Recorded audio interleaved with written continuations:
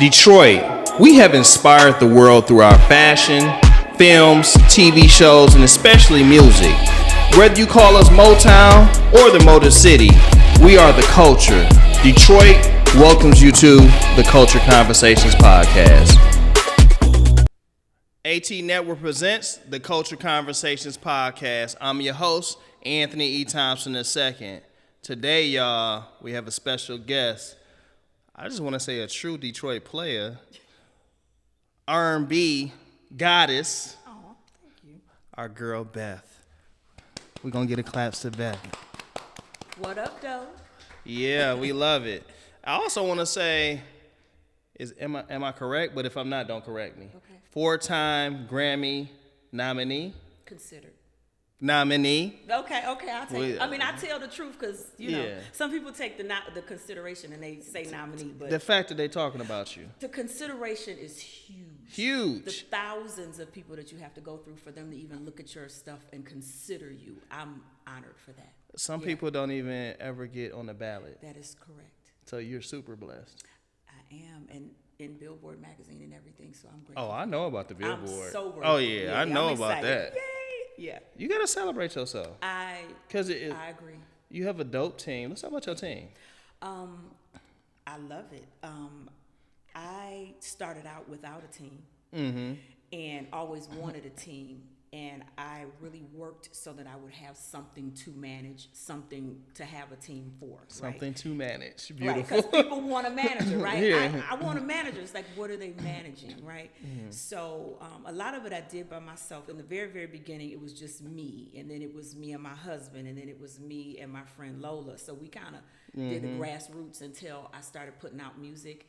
And then that's when a friend of mine had the manager. We both still have the same manager, but she introduced me to him, and I went to him, and I'm like, I need a manager because I'm putting music out, and I believe my music is going to do something. So from the manager came the assistant, came security sitting right here, facing here. I've seen him plenty of times. Yes. I appreciate him. You know, from production and then to saying, okay, let me do my own record label. Let me get A&R. Let me get a producer. So Marcus Devine, he handles A&R. He handles production. Cordell Walton, production. And we just kind of all work together. We have TT, who does a plethora of things, and then we have Keena, who's my assistant. So there's a group of us, and we all work together. I wouldn't even know who the assistant was. The way y'all move, move like a family. And then it's beautiful. We do, and then we have Ron, who was in contact with you to handle me being here. So there's just, am I forgetting anybody? Nope, I don't think so. Who? Merchandise Wanda does the merchandise. Most of my stuff is online right now. And then who runs everything, the overseer of everything, is my manager, Courtney Benjamin. Wow. Yeah, so I love and appreciate everybody, and I often say I'm the sum of many parts, and I'm not here by any goodness of my own. It's because I have a great group of people that love and support me and push me and make me feel safe and secure, and so that I can just be the artist. Because there was a time where I had to do everything. And they understand and see the vision. They do, and I appreciate that. I appreciate that so much. Oh yeah. And it starts with that husband of yours. Well, yeah, we gonna give him. We gonna sprinkle some love on hubby. Yeah, like he is, and I tell him all the time. He's like, "Well, what do you want me to do?" I said, "Most importantly, I want you to be a safe and soft place for me to land when I come home. You know, and then if there's anything else I want you to do, you know, I'll tell you. We'll delegate that. But at this point, we kind of have everybody to do everything. So I just need that security blanket for me. When I come home, I've been gone for a couple days, no sleep. I just want to come home, get in the bed, and I want you to just be safe. I want to feel secure that I can just let it all you down. Preaching. And then he's there. Yes. So, yeah, that's what he's been doing that. So, it's been great. I love saying this to my mother-in-law and to my wife. He's the Lord of the household. He is. He's the Lord of the household. He is. And he protects and he, he's the priest of the house. He is. I love it. I don't mind coming home and being the submissive wife. Ooh, that girl. This is why you blessed. Anointing. I do that when I come home. I'm his wife. I'm like, what we doing? Now, when I gotta, crack the whip a little bit, sometimes I got to. But for the most part, he is the head of the house. And when I get home, I'm just like, the lashes and when I used to wear weave, all that comes off, and I can be myself. Beautiful. And be vulnerable at home with him and feel safe. And you're vulnerable in your music too. Yeah. Very vulnerable. Yeah, it's a very vulnerable place to be, and I don't think people realize how vulnerable being an artist is. And you up on that stage, and everybody's looking at you. And I tell people, I feel like I'm just naked running down Jefferson, and everybody's looking at me. Like, it's very vulnerable. You know what I'm saying? Yes. But it's rewarding at the same time. I love it. We know, because you put everything in it. Yeah, I try to. And I don't want to call it humble beginnings, because you worked your behind off back, from being a background singer. And I still am a background singer. But and what I'm proud one. I love it. But what I was gonna say is the way you do it gracefully, like when it's your time. Like people support you when it's like, okay, I'm putting out this single. I seen like 8 singles you put out that everybody was getting behind, and I think that's because you know how to serve as well. I don't mind serving, and I understand that in order to lead, you have to serve. And sometimes, well, not sometimes, you got to serve first, because you have to understand what it takes to be in a leadership position. I think being a background singer, still being a background singer, and watching the amazing artists that I've had to serve, support, and work with and work for, has taught me to appreciate everything that goes on behind the scenes and appreciate being up in front, because that's not easy, being up in front. Everybody say they want to be up there. What? You get up there, you like, Yeah. It's a lot. Well, you see other artists, like I remember seeing Tamala Mann, her doing it, and then she on a TV show, and then she's still jumping up there supporting. I've seen the Clark sisters do. I've seen all of them. The ones that have had longevity are the ones that pull the ego back and really just get up there and do what they called to do.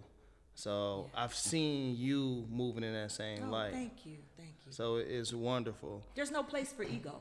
Yeah. To me. Yeah. You can be proud of yourself. You can, as you said, celebrate yourself, right? But the ego thing, like that doesn't serve anything. So let's get down to it, though. Okay, what you want to know? You want some tea, don't you? No. You know what we do here? What we do is we have conversations. Okay, we kicking it. We at home. That's why the couch here, because we in the living room. We just vibing. We just kicking it. That's what we do. Okay. I want to go back to the beginning. Like, when did you know? When did it start? Where did the training start when you start saying, "This is what I want to do"? I think so. When I knew I wanted to do what I'm currently doing now, like where I am now, was seeing Whitney Houston on the back of that album, her standing there with that swimsuit on the beach. I know that. That album. I said, I want to be that. I want to be her. I want to do this. Now, at the time, was I singing professionally? No. But I fell in love with her and her music, hearing her sing You Give Good Love, her singing The Greatest Love of All. The Greatest Love of All. Those songs, and just hearing her voice, and I just connected with her. Had no idea the real connection that was going to come later. And astrologically, with our birthdays being the same day. Our birthdays are exactly the same day, August the 9th. And you didn't know that before you was in love with her? I did not know that. That's crazy. And but I just felt there was just a connection that I was like, I want to be like her. I want to do what she's doing. And then just, I think over the time, pursuing the music, because it was a natural thing for me too, because my dad, my late father, was one of the Funk Brothers. So, I was going to ask you, who in Motown or what gospel artists are you related to? Yeah, so it was my dad. Okay. The late Johnny Griffith, like everybody in Detroit is related to, right? Yeah.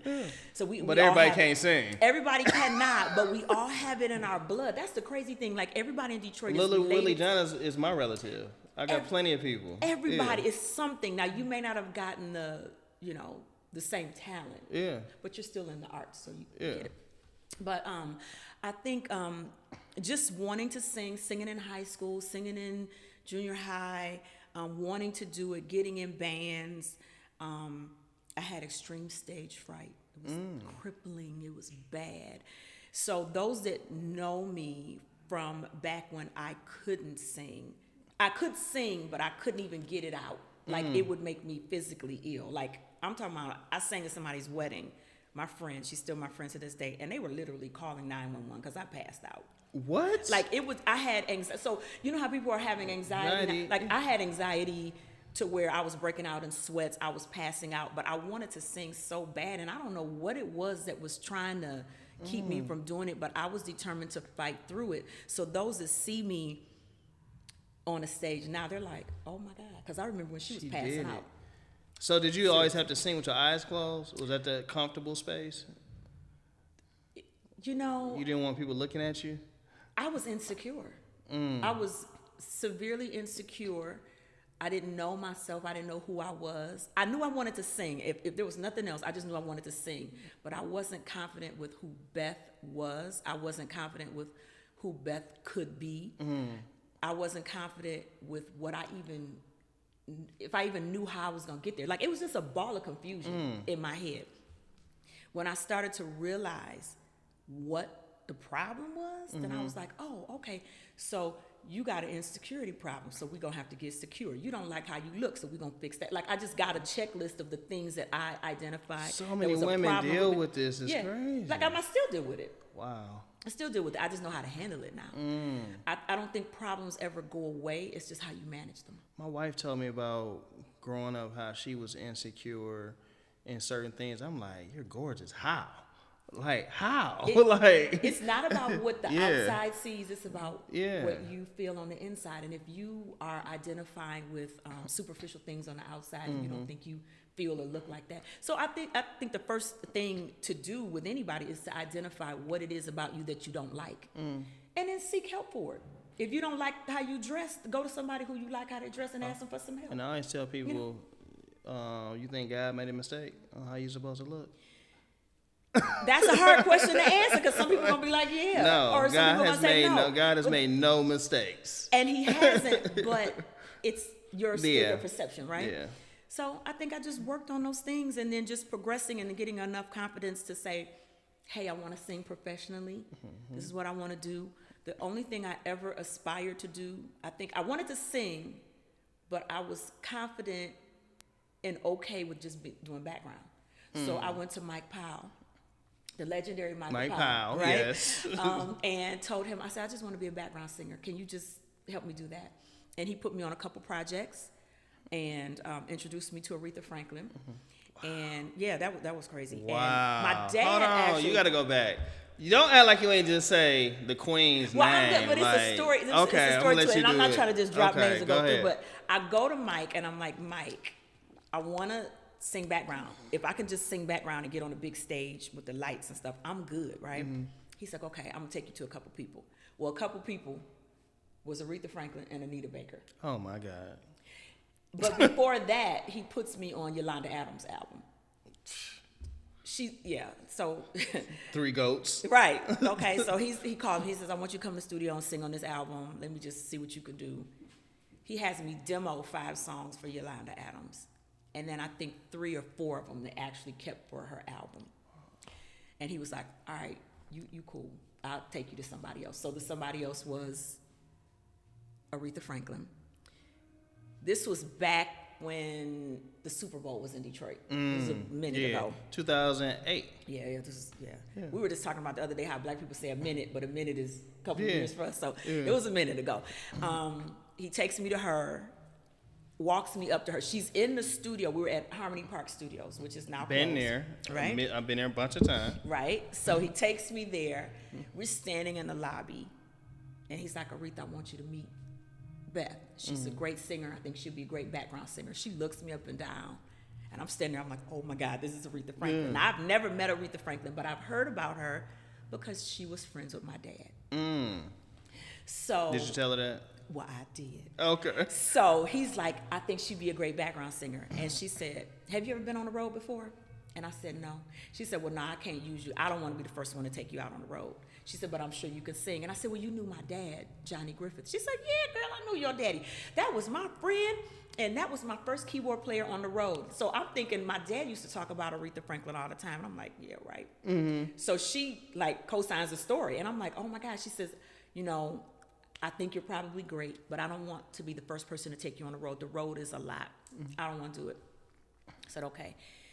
By this time, my father had already passed, but she gave condolences and whatever, because I had never met her in person before. Gotcha. So he says, so Mike says, I'll take you to somebody else. I said, okay. And I'm not going to, it's a lot of details of how I got to Anita, but Anita was the next person he took me to. Mm-hmm. And I was supposed to do one show with her. It was Stars and Cars at the Music Hall. She was doing one show.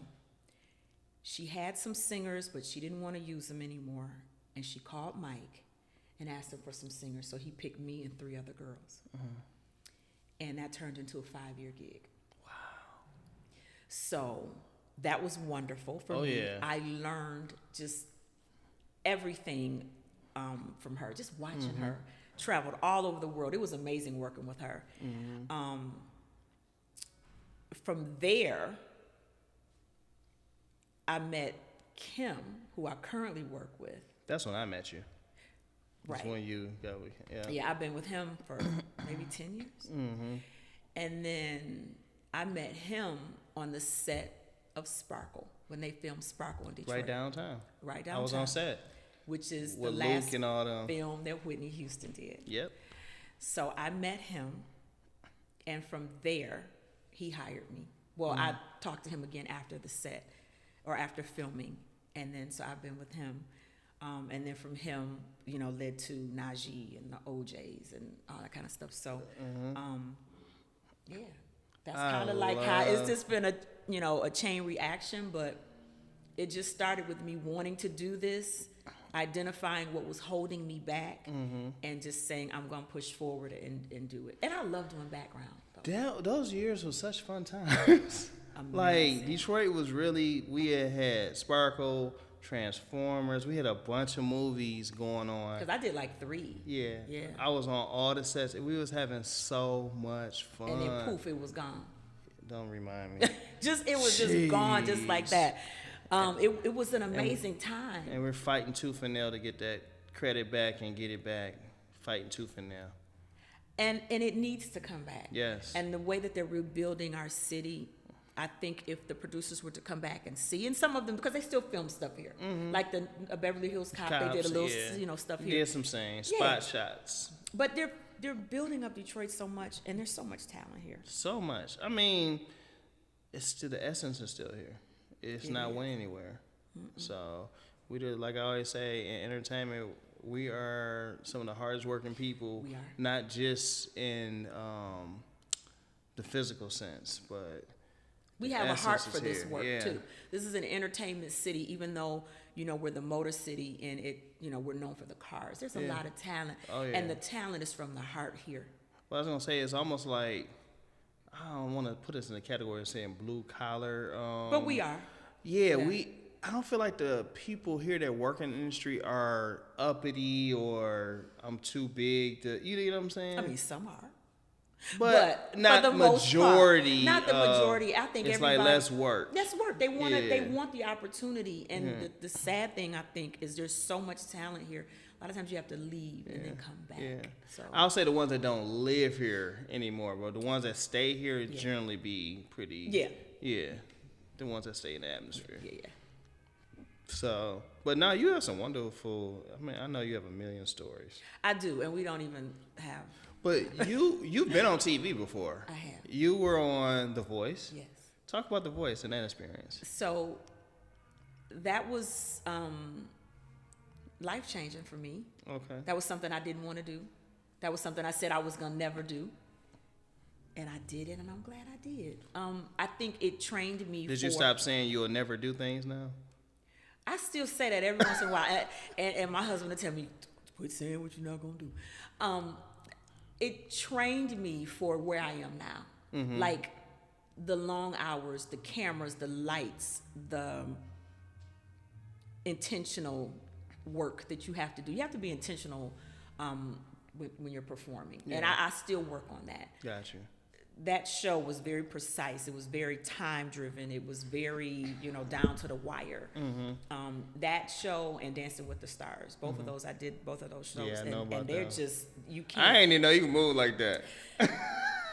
I have been blessed. And a lot of stuff that I've done has just been, hey, can you do this? Come on. And it wasn't a matter of, social media was, when did I do Dancing with the Stars? I think 2016. So we were on social media at the time. Yeah. But, it's not like it is now. It wasn't heavy like it is now. Yeah. But that was one of the, both of those shows really prepared me for where I am now. And when you look back, I'm like, oh, that's why I did that. So I could have the endurance and I could have the stamina and the long hours and the no sleep and, sometimes I can't eat. It's just all of that. Now, people going to want to hear the process of the voice. Give us a little bit about that process. Okay, so there's a couple processes. Mm-hmm. You can go get in the line and do the cattle call. Mm-hmm. But what I tell people is The Voice is a reality show. And so you're casted. And so I was casted for the show, even though I had to be able to produce, I was casted for the show. You went exactly where I want you to go to. Go ahead. Talk about it. I don't mind telling. When you first get off the show, they're like, don't tell. I'm like, I'm gonna tell it. Yeah. You're casted. It's a reality show, and they bring in so many black females. They bring in so many white females. They bring in so many country. They bring in pop, R&B, ethnicities, all of that. They bring in specific, and then they literally are watching us, and then they say, okay, we want her, we don't want her, we want her, we don't want her, we want him, we don't like. Yeah. So it's a reality show. You're casted, but the show is not sold like that. Mm-hmm. So it's sold that it's going to change your life. You're going to be a star. Mm-hmm. It's still unscripted, though, people. It's still unscripted. It is, but it is produced.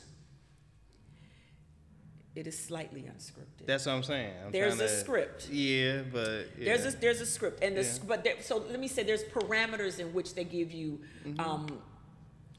to answer questions. We want you to we're going to talk to you, but we want you to talk about this. Yep. So when I say it's scripted, they give you a parameter in which you can talk. That's all reality shows. All reality show, right? Every single last one. I'm picking up what you're putting down. Yeah. So they're all like that, and so. It's to the point where you get on the show and they're almost like, okay, oh my God, you're going to be a star. Or they sell it like that. Yeah. And you have to understand that it's what you make it. Yep. And the show may or may not change your life. Facts. And you have to understand that you had a life before. Mm-hmm. And you're going to have a life after. Mm-hmm. The girl that won the season that I was on, amazing talent. Mm-hmm. I'm still waiting on her to put a project out. Really?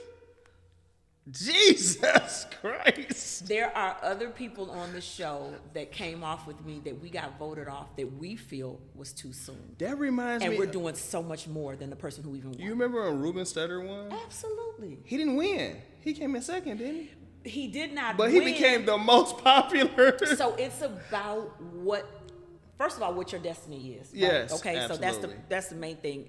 Whatever is laid out that God wants you to do. First of all. God's will. But just because you are on that show and you don't win does not mean you're not gonna be successful. Exactly. I'm one of the most successful people from my season, and I didn't even make the top 10. Mm-hmm. There are people that made much farther than me, and I haven't heard from them since. I don't even see them on social media. You go to their page, there's nothing. Just gone. And but everybody's trajectory is different. Yep. Some people got off the show and they said, "The hell with this." Some people don't have the endurance. And you have to have that. Yeah. So, and then there's some people that got off the show and they're like, "Oh, you gonna kick me off the show? Okay, that's fine. I'm gonna do my own thing." And we're doing great. Mm-hmm. I just want the visual. I just want all these people to see me. Listen, that part.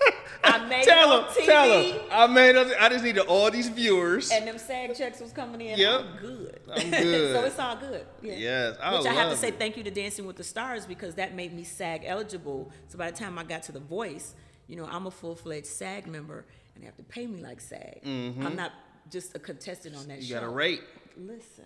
A rate. Whether I'm singing or not, I'm sitting in the audience. If the camera hits me, choo, choo, choo, choo, That'll pay me. Talk about it. Yes, sir. That part. So it's that. You know what I'm saying? So you have to look at it for the whole picture. And then from there on, I am a Voice alumni. No one can ever take that away from me. I have an experience that the average person has never experienced. The average person has never been to Hollywood, been in an NBC studios and all that kind of stuff. So I have an experience that people get. See, folks, we have an experience. You know, we've been on these networks. We done been these labels. We done been on these tours. We have an experience. There's an experience that you can try to explain to people, but you can't if they haven't done it. Or there's an experience that I have that I take with me. So every show, every stage that I hit, every show that I perform, I have something in me. So when you see Beth or Anthony out, we have an experience. Just talk to us and be nice. Yeah, be nice. Just be nice. Because you have an experience. Right. Absolutely. Yeah. I love the fact that we've done some, of course I'm a singer, but some similar experiences with music industry and with networks and stuff like that. And just for you to be able to do it on that level, coming from stage fright, it's just so. Dancing with the Stars, were you always able? How was the training for that? There was no training. It was no training for that? So with Dancing with the Stars, I got on the show because Ray Chu, who is still the music director, was a music director for Anita Baker. He was able to see my work ethic working for her. Yeah. And then he called me and asked me to do, and I only did one episode. I did season 22, Icons Night. That was one of the biggest shows they've ever done because there were 22 songs being sung on one show. So they brought in some more singers. And I'm honored because they asked me to sing Whitney Houston. They asked me to sing Aretha Franklin. And the rehearsal the night before was about 14 hours. And then you're up at 5 a.m. rehearsing with the dance. Like it's. Oh, so you did rehearse with the dancers, doing those and singing. The day of. That's a lot. At 5 in the morning. Yeah, that's a lot. And they're dancing. I'm thinking it was like, you know how like you have a pre and you got a 30-day. They called me maybe 2 or 3 days ahead of time. They're like, we need you to learn this and we need you to get to I mean, fast is usually 2 weeks. Yeah, the fast was like 3 days, 4 days. And so I get there. I know Ray. He's amazing music director. I know how he works. He knew how I work, so he knew I could handle what he was putting on me. And I had to learn background for 22 songs and lead 2 songs live on television. All right, Beyonce, go ahead and call her for this next. Let me tell you, it was something I have never experienced before. That sounds like something. Have you heard the stories about them training for Beyonce? I heard that it sounds like that. Yeah, that's you can do it. Her rehearsal. I've done that before. With your eyes closed. Well, no, I'll be looking. No, I'm just saying. Like if you did that, you could do that with your eyes closed. It was just something like I couldn't even, when I was rehearsing like that, I said, oh my God, this is what y'all do? So you get up, you're there at 5 a.m. with a rehearsal, and then you rehearse with the dancers at 7 a.m., and then you take a break, and then rehearse, and you can't improvise singing. You have to sing the song exactly to the record because the dancers choreograph based on the words and the tempo of the song. You can mess up the whole routine. If you decide, then that's not in the no record. Runs. No runs, no nothing. You have to be. They said don't go to church. Nothing. You have to be very specific and precise because if you decide you want to improvise or you feeling it, you tear up the whole routine. Jeez. So that was, when musicians. So that's where that professionalism. Well, you have to, and you have to learn the record. I had to learn the record. 22 songs. Yeah, it was one of the most amazing experiences I've ever had, and that trained me for the next level, which was to do The Voice, which has trained me to do what I'm doing now, to be able to tour and to sing consecutive nights, and even now I'm in a place where. Technically, I'm doing 2 shows a night because thank you to the boss, KEM, I'm opening his shows now. So I'm going out there, I'm doing my 15-minute set. I'm running in the back, I'm changing clothes, and I'm going back out there with him and doing his hour show. So, that's a super. I shouldn't ask this. Do you get 2 checks in? I just wonder. Amen. Let the church say. Amen.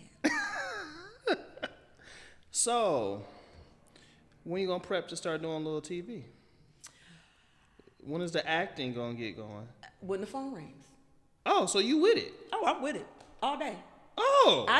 I'm just right now. I'm just singing. If someone calls me for acting, then I will be singing and acting, and we'll navigate. But right now, I'm just singing. I'm not turning anything down. I'm just, when something comes up for me to do, we work it out. Just like shows. Yeah. Because I work with KEM, I work with Genuine. Yeah. So I know. we do the, can I do this day? I can't do this day, but I can do this day. Like, we just work it out.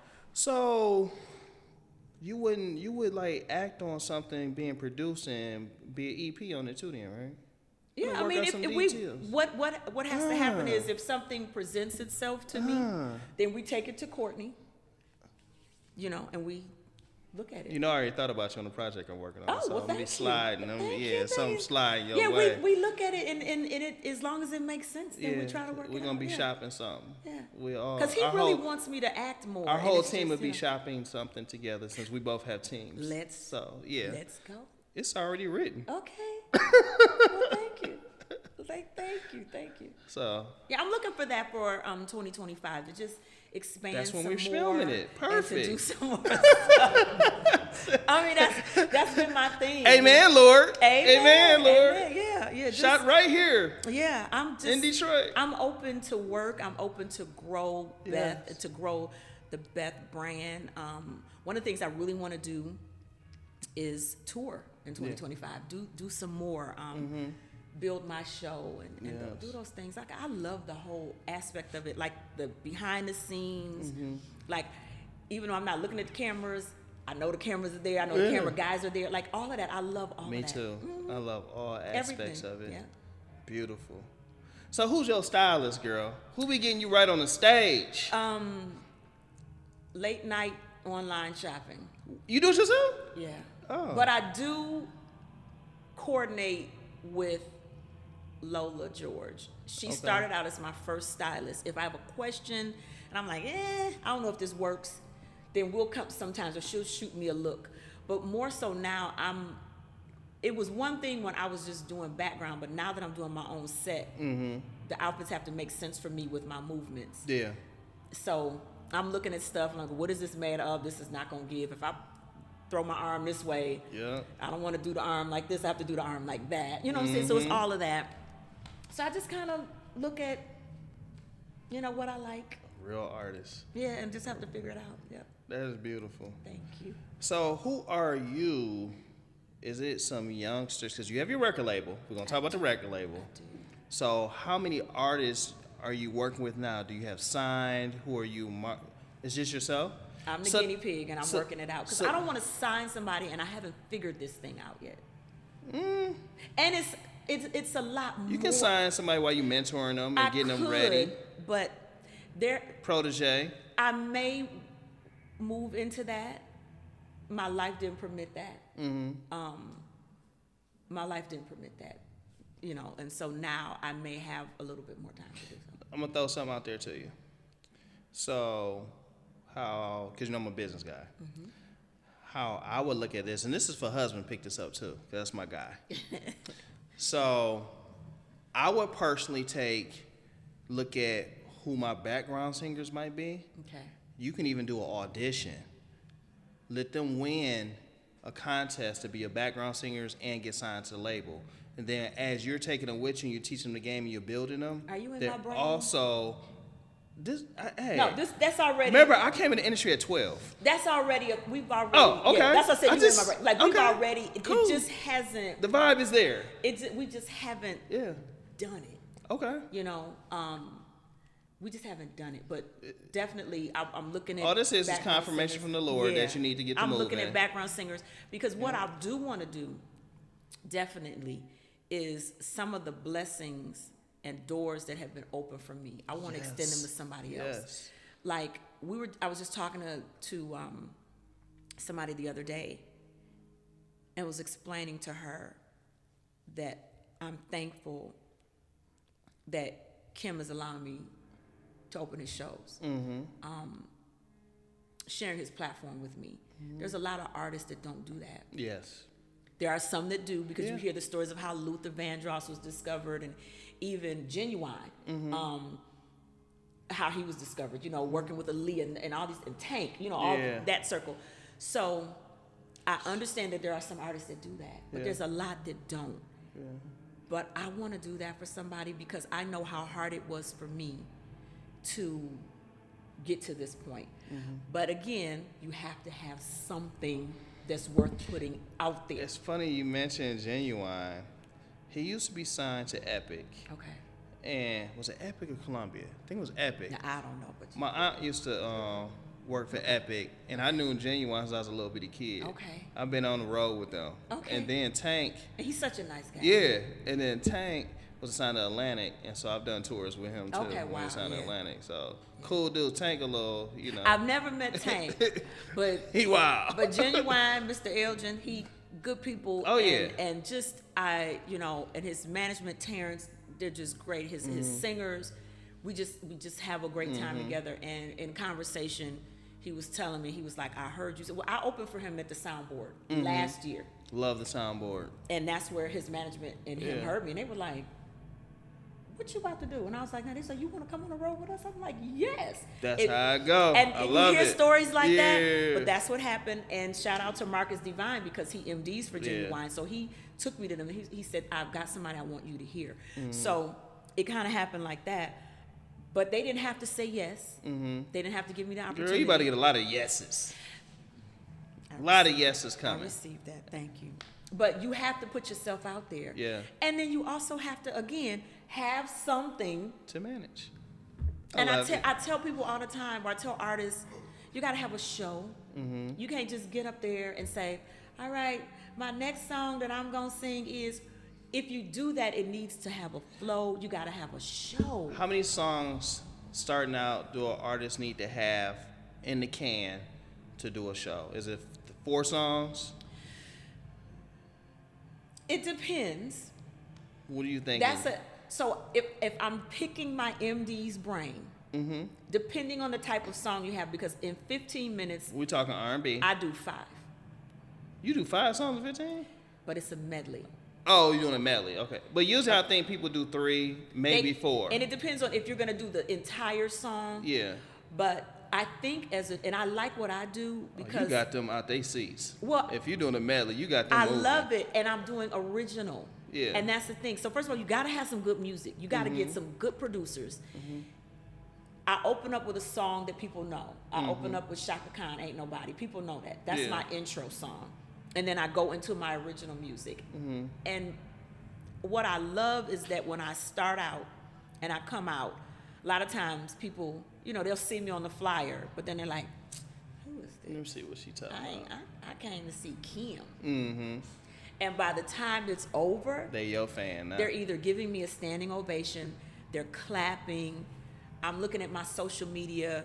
On average, I can get 100, 200 organic new followers a night from just seeing me perform for 15 minutes. So it's because my show has been strategically done. And consistent. I do this, you know, invest in a vocal coach, invest in a performance coach, invest in a producer, invest in wardrobe, invest in yourself, invest in photos. Just you gotta invest in yourself. You can't just think because you can sing and you cute, somebody's gonna pick you up. That's right. Beth trying to tell y'all sisters to get a good husband. No, you keep going back to that. But it's all he of that. He invested in her. It's all of that, you know. And my husband does invest in me. But more importantly, it's more than monetary, I invest in myself. Yeah. I don't look for him to do anything. When I say that, no, I'm not just talking monetary.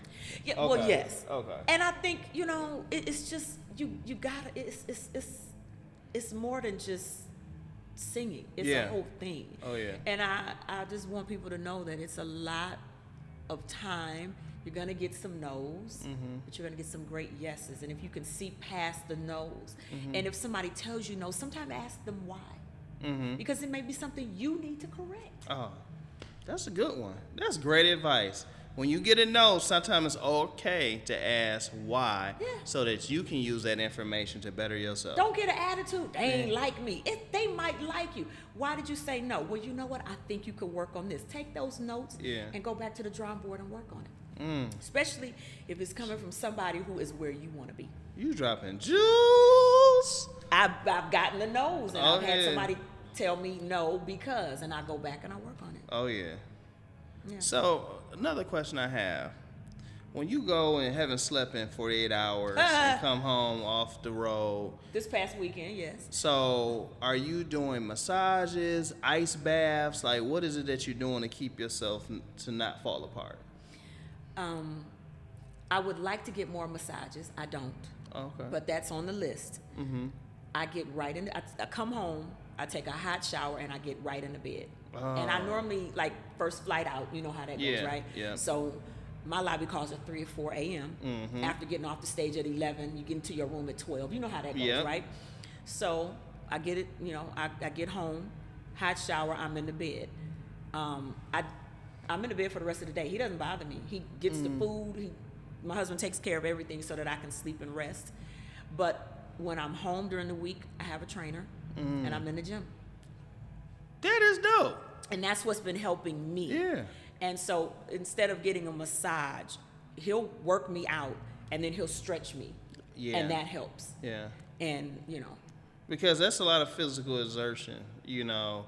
I don't see how nowadays, because people want so much more from you. Mm-hmm. This is not like back in the day when, we just love your voice and you can stand there and just sing and everybody fall out. Them days is gone. Yeah. You got to do, we want more, we want more, we want more. I can't. They want to get on your social media and see you walking your dog, making toast.